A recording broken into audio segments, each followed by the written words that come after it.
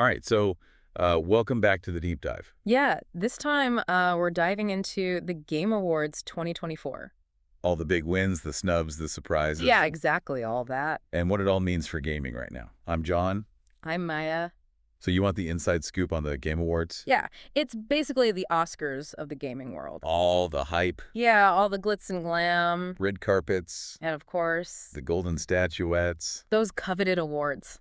This year, the biggest award of the night game of the year went to Drum roll, please. Astro Bot. Astro Bot, wow. I know, right?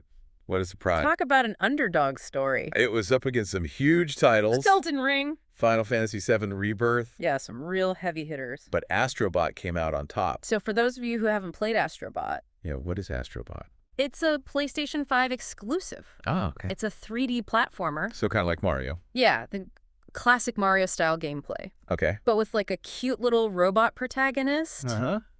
He's on this quest to repair his spaceship. Cool. And you know one thing that's really cool about Astro Bot? Yeah, what's that? It's packed with PlayStation nostalgia. Oh, really? Yeah, it's like a love letter to PlayStation fans. I bet that went over well. Oh yeah, I'm sure it did. The Level Up article actually mentioned that. Oh yeah. They said it's a real treat for longtime fans. So how are the winners chosen? Yeah, it's not just a popularity contest. Right, there's actually a jury of over 100 gaming media outlets. Wow, that's a lot of people. Yeah, and that includes Level Up. Okay, so you have all these outlets. Right. They nominate the games, Right. and then they vote on the winners. Exactly. But there's also public voting. Yes, but it only accounts for 10% of the final decision. So the jury really has the final say. Pretty much. So Astro Bot be for Game of the Year. Yeah, there were other big winners too. Oh, yeah. Lots of other awards. Metaphor, Refantazio, for example. Oh, yeah, that one cleaned up. It won Best RPG Best Art Direction. and Best Narrative. 3 awards. Too shabby. And here's something interesting. Okay, I'm listening. Both Astro Bot and Metaphor, Refantazio, Yeah. they both have a 94 on Metacritic. Oh, wow. That's pretty impressive. That is impressive, yeah. Metacritic is that review aggregator website, right? Yeah, exactly. It takes all the reviews from different critics Okay. and gives the game like an average score. So both of these games are critically acclaimed, Definitely. but only one of them won Game of the Year. Makes you think. Yeah. What makes a GOT watch? It's more than just review scores. Definitely something to think about.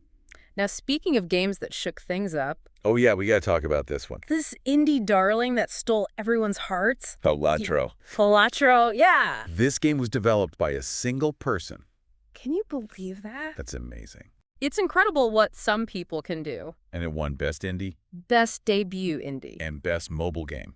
3 wins for this one-person team. And get this. What? It was even nominated for Game of the Year. Whoa. That's almost unheard of for an indie game. It really shows how much respect indie games are getting these days. It's great to see. Now we can't forget about the fan favorite, The one that dominated the fan vote. Black Myth Wukong, This game took home the Player's Voice Award. meaning it was purely a fan favorite. It also won Best Action. So it's not just hype. There's some serious gameplay there. And what's really interesting about Black Myth Wukong, Yeah, what's that? it's one of the first forays into AAA gaming by a Chinese developer. Oh, wow. That's pretty significant. It's a sign of the times. The gaming industry is becoming more global. Absolutely. Now on the other end of the spectrum, We have Final Fantasy VII Rebirth. this one had a bit of a quieter night. Yeah.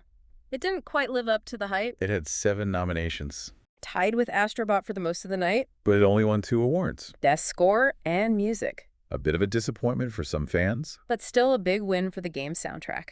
which is amazing, by the way. Oh, absolutely. And you know what else is amazing? What's that? The director of Rebirth dropped some big news during the show. Oh, yeah. What was that? A PC release date, No way. January 2025. Wow. That's huge for PC gamers. I know they've been waiting for this. So even though Rebirth didn't win a ton of awards, There's still a lot to celebrate. absolutely. So it's interesting, right? You have this massive game like Final Fantasy VII Rebirth, huge fan base, Tons of hype. and it doesn't like clean up at the awards. Doesn't dominate. Yeah. But then you have this smaller game, charming platformer.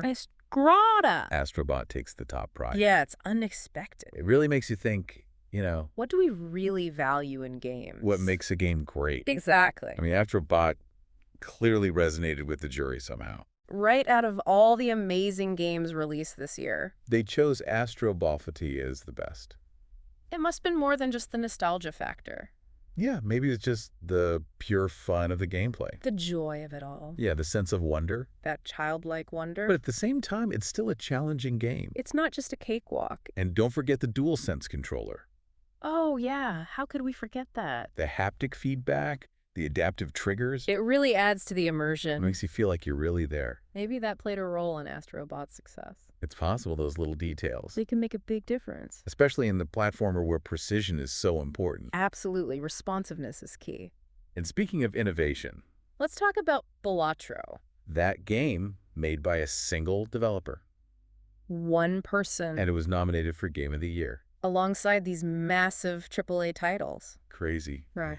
Shows you the power of indie development. Yeah, the tools and resources are getting better and better. Allowing indie devs to create these incredible experiences. Balatro is a perfect example. Not flashy, no crazy graphics. But the gameplay is just so tight, so inventive. It hooked you. Both critics and players loved it. And then you have a game like Black Myth Wukong. Captured the hearts of fans everywhere. It's visually stunning. No doubt about that. But what really stood out to me, Tell me. the way it draws on Chinese mythology and folklore, It's a fresh perspective. the story, the characters. It's something new for a lot of players. It's a reminder that gaming is global.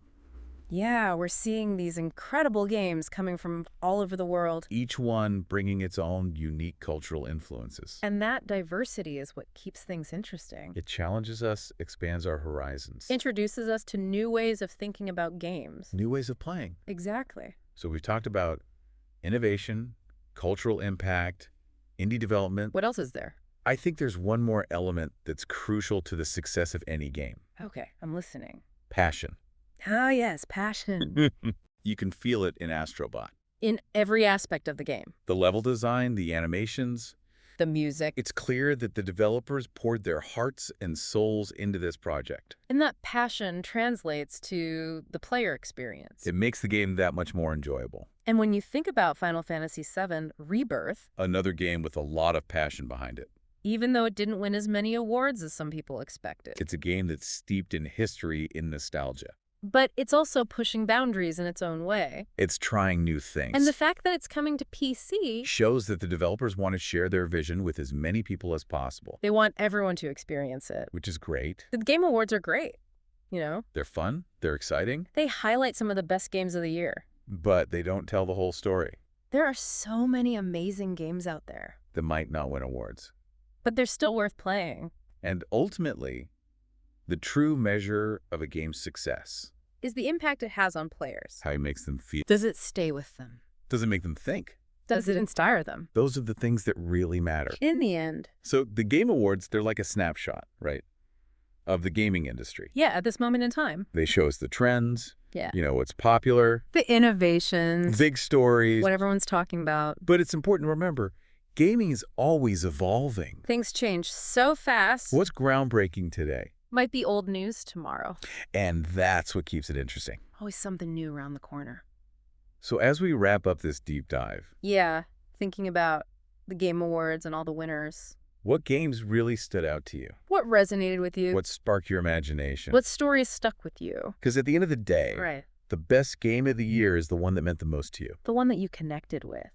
That's the beauty of games, right? So many different experiences. They can transport us to new worlds, Make us think differently. challenge us. Connect us with others. So whether you're a hardcore gamer, Or just starting out.